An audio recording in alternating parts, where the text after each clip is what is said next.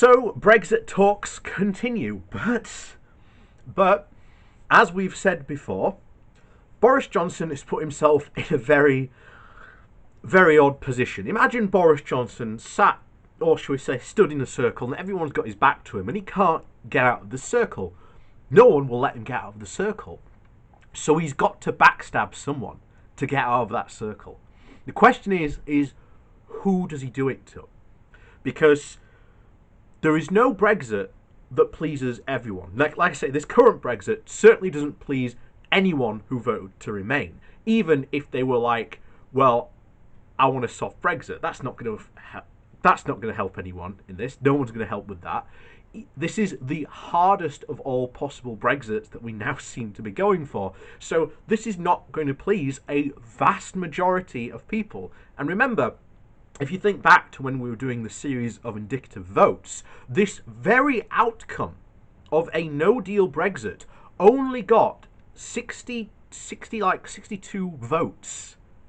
It got absolutely destroyed in that series. And remember, the closest we actually came was Ken Clarke's one, which was staying in the customs union, and there were only 3 votes.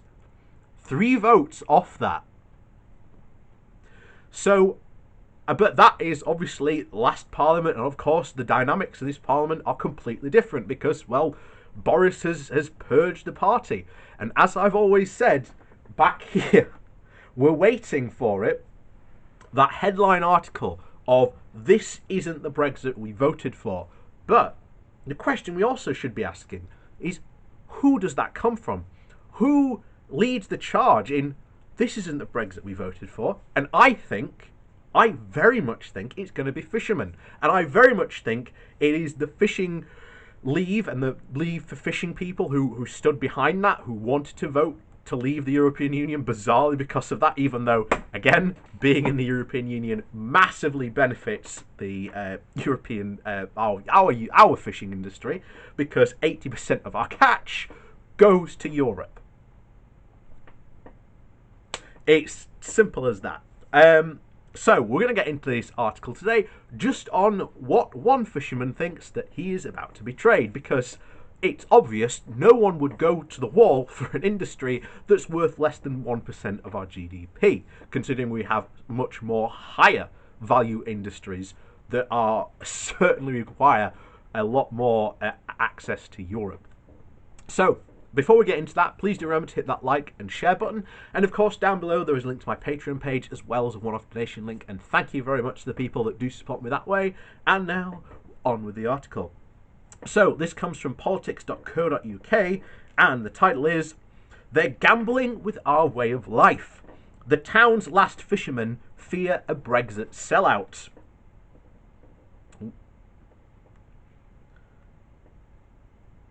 When the phone works, there we go.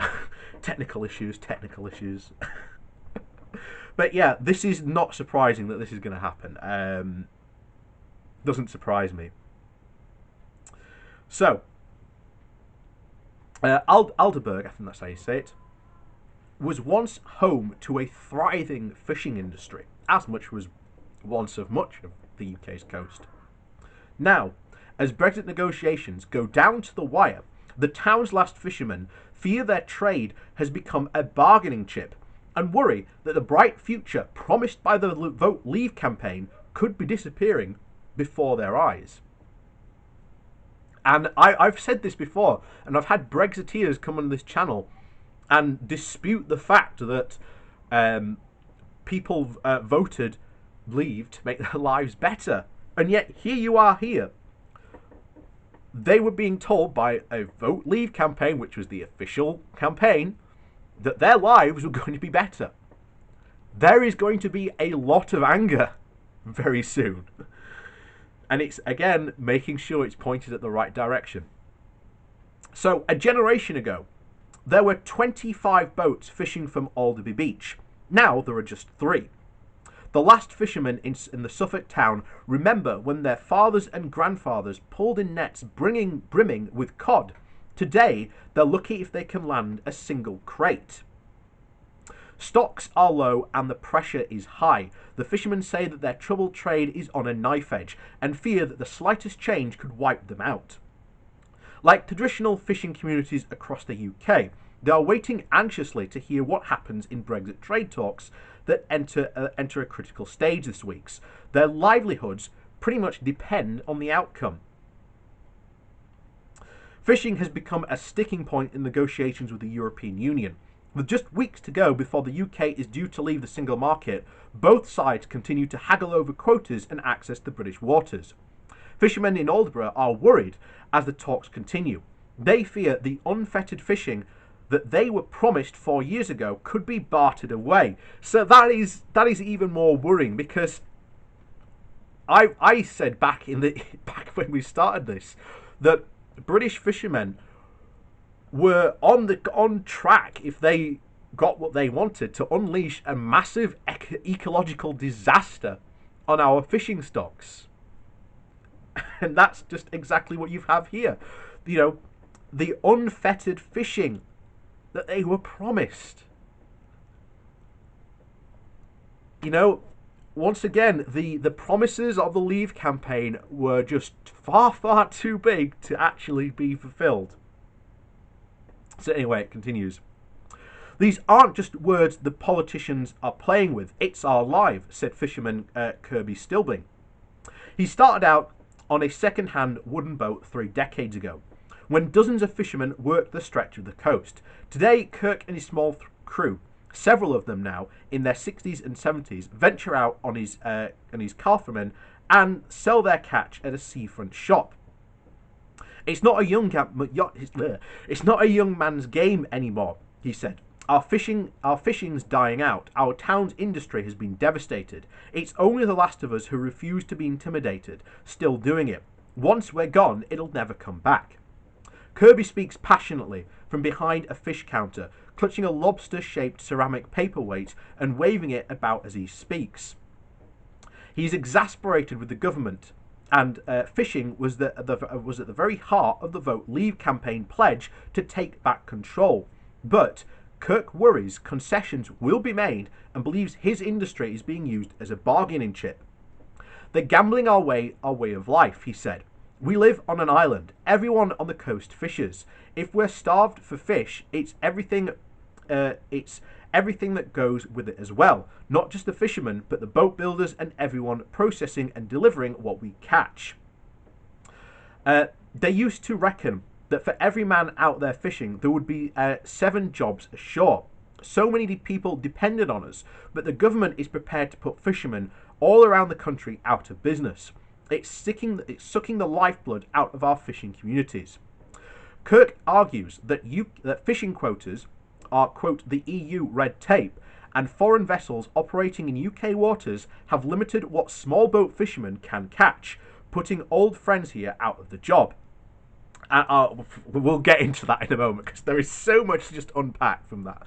But any of you who've known my fishing videos and seen them before know that the real problem a lot of these traditional fishermen are facing is industrialization.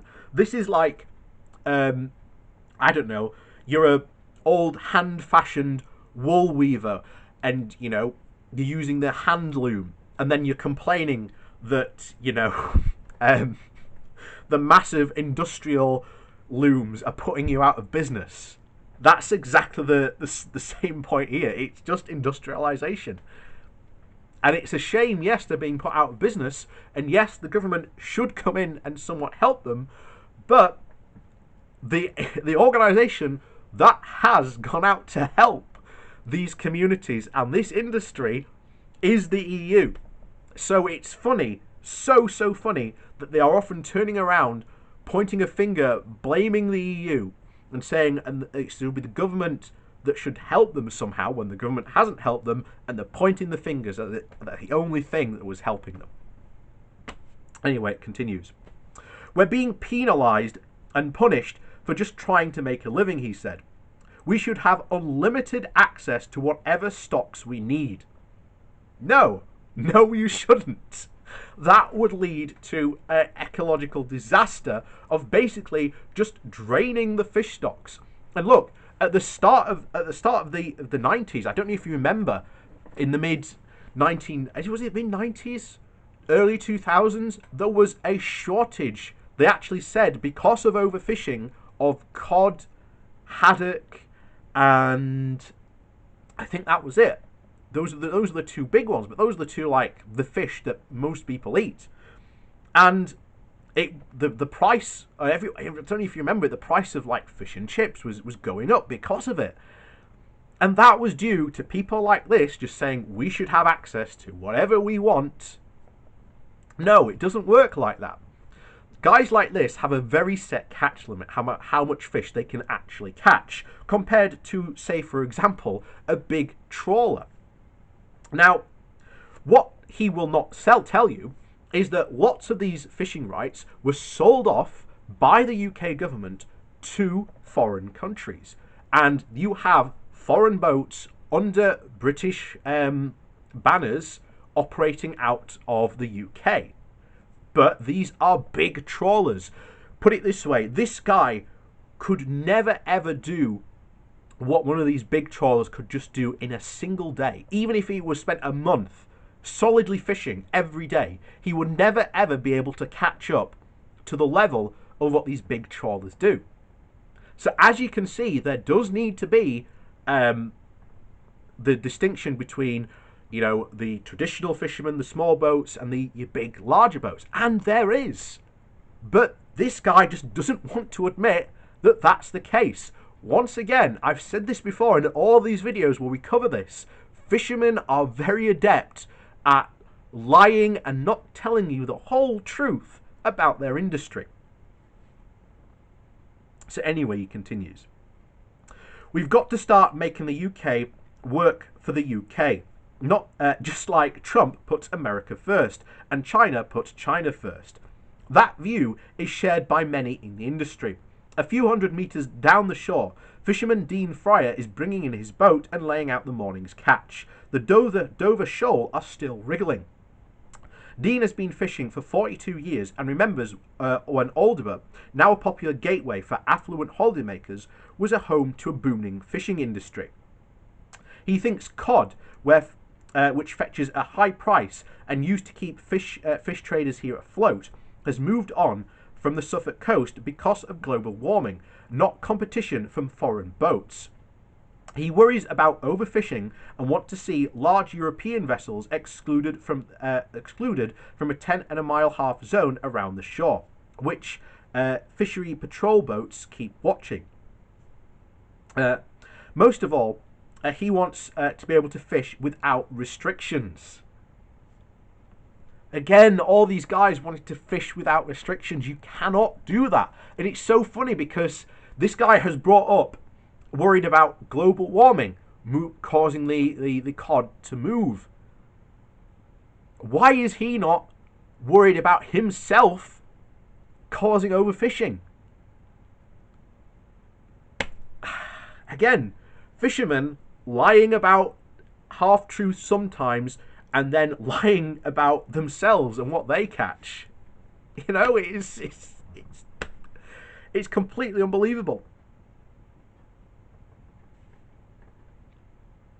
So anyway, he said he wants to fish without restrictions and worries the government has forgotten all about small boat fishermen in its talks. The politicians have never really bothered about us, Dean said. That's part of the problem. There are so many rules and regulations telling us where to go and what to catch. Most of the fishermen here just have had enough of it. That is not going to change. If you want to keep, continue a fishing industry, then you have to have quotas. I'm sorry, that is just the nature of the beast. Not only that, you are now competing against large boat trawlers that are capable of catching in one day more than this guy and his boat can do probably in a month. So once again, industrialization rears its head. So this guy has to be, put on a quota, and he has to recognize if he wants to fish in the future, well, not only are these big boats under restrictions as well, so is he. We can't just let one boat do whatever the hell they want while the big trawlers are doing that, because all they will do is they will just start to increase their catch size to God knows how much, which again won't be kept track of, and what will happen, we will be in another situation where cod is just goes up in price again, because the catch is becoming less and less because these small guys are overfishing. So anyway, it continues. Many small boat fishermen feel frustrated with quotas and rules designed to protect fish stocks and reduce environmental damage. Yeah, perfect. What? You need these guys. Understand that you need them. Anyways, they believe that measures should be targeting larger vessels and bigger companies rather than sustainable outfits. First of all, you've got to prove that you are sustainable. Right? Just because no one's watching, and bear in mind the blackfish scandal in Scotland, which some point we should go over at some point. A lot of people who took part in that scandal were also small boat fishermen who again lied about their catch and what they caught.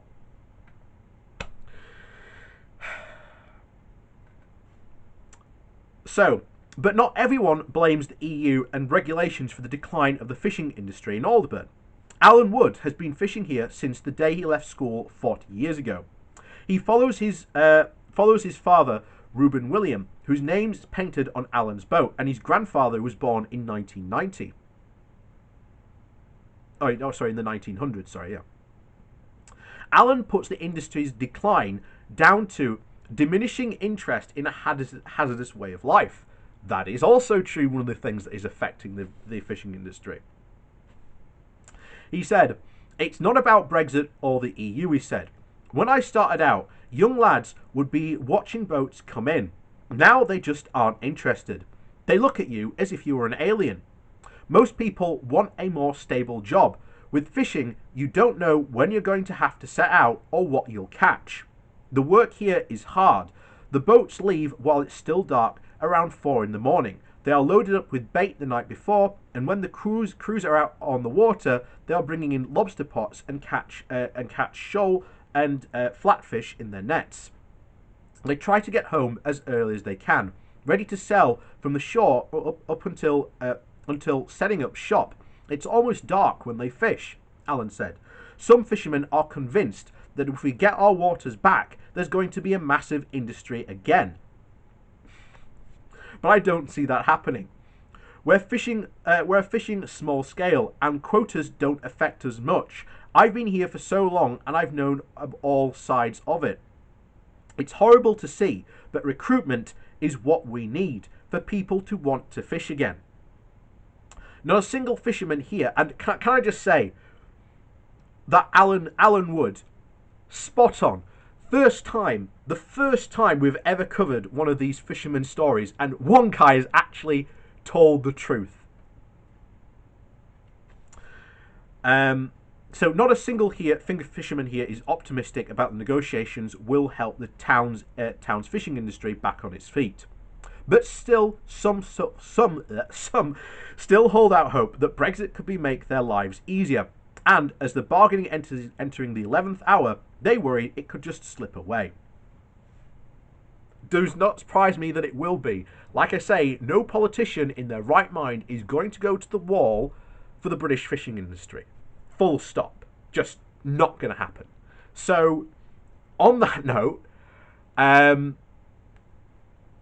do like to claim the crown of the YouTuber that has talked probably more about fish than any other at this point. But like I say, always thank you very much for watching. Please do hit that like and share button, because I know we have been going for quite a long time now. But thank you so much for watching, and please head down below to have a look at my Patreon page as well as a one-off donation link. And thank you very much to the people that do support me that way. Your support is very much appreciated, and as always, we'll see you all next time.